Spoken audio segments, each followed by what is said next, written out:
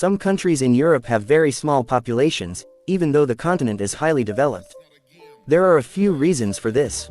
One reason is geography. Some countries are very small in size or have difficult landscapes like mountains, which makes it harder for large numbers of people to live there.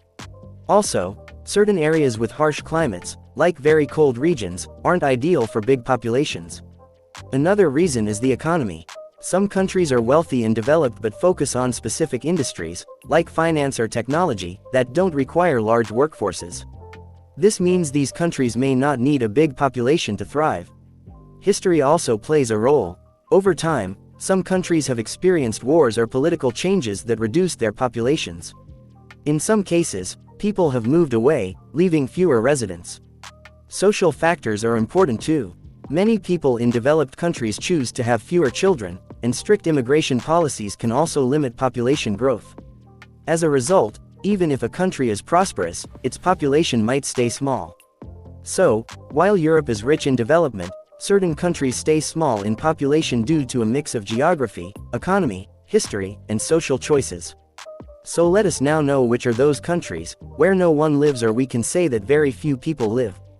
So let's move on to our first country, which is Svalbard, Norway. We begin in the icy wilderness of Svalbard, an archipelago located far north of mainland Norway, in the Arctic Ocean. If you venture here, you'd find yourself in a land of extreme cold, frozen glaciers, and barren mountains. Despite being part of Norway, Svalbard is more remote than many might imagine, with only a handful of settlements scattered across its islands. The largest settlement, Longyearbyen, is home to a small, year-round population of just over 2,000 people. However, beyond this town, the rest of the archipelago is largely uninhabited. The inhospitable environment, with its long polar nights and bitter winters, makes it impossible for most people to live here permanently. Only a few hardy scientists and researchers work in the area, studying the unique Arctic ecosystem or conducting research on climate change. Even though humans have only a small footprint here, Svalbard's vast and untouched wilderness remains home to many Arctic species, including polar bears, reindeer, and Arctic foxes. Yet, in the places where people once ventured, whether for whaling, mining, or early exploration, the land is silent now. It's a place where nature has not just survived but thrived, undisturbed by human habitation. So our next country is the Island of the Dead, Russia. Next, we travel to the isolated shores of the White Sea, where lies a haunting and eerie place, the Island of the Dead, part of the Solovetsky archipelago.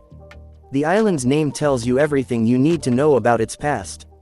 For centuries, this remote land was a place of exile, used by Russia's rulers to send political prisoners far from the mainland. In the early days, it served as a place for those suffering from plagues, but as the years passed, it became a center of punishment and suffering. During the Soviet era, the island gained further infamy as a place where political dissidents were sent to die. The landscape was scarred by the harsh conditions endured by those who were exiled here. It is said that the island was so bleak and the suffering so great that it left an imprint on the land itself. Today, the Island of the Dead is completely uninhabited. The few visitors who make their way here are often researchers or historians, coming to explore the ruins and learn about the dark history of the place. The land remains mostly untouched, a silent reminder of a harsh and painful past. The only sounds to be heard on this island are the whispers of the wind and the creak of decaying structures left behind. If you were told that you had to live on this island, would you want to live? Well, you will get a different adventure on this island. So let's move on to our third country, which is Fula, United Kingdom. Our next destination takes us to the Shetland Islands, situated off the northern coast of Scotland. Here, you'll find Fula, a windswept island that has long been known for its isolation. Though not entirely uninhabited, Fula's small population has dwindled dramatically over the years. Once home to a tight-knit community of islanders, Fula has seen its people leave one by one due to the island's remote location and difficult living conditions. For centuries, the islanders of Fula lived off the land, farming and fishing to survive. Yet, the weather was brutal, the terrain rocky and treacherous, and communication with the outside world limited. Over time, the islanders left for better opportunities elsewhere, and by the mid-20th century, only a handful remained.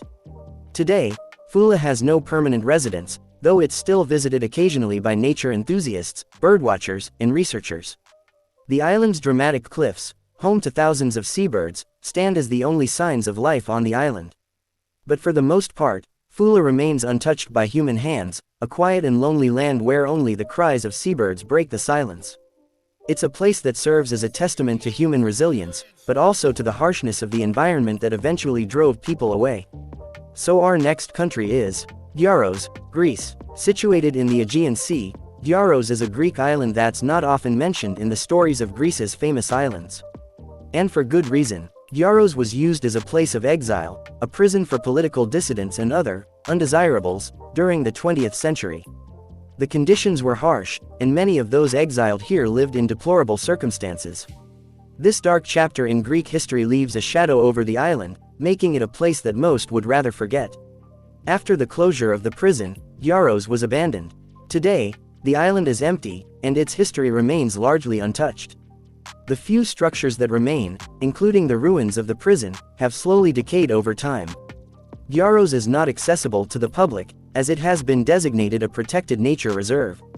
The harsh landscape, combined with its grim past, makes it a place few are willing to visit. The island remains a quiet, desolate place where nature is taking back what was once disturbed.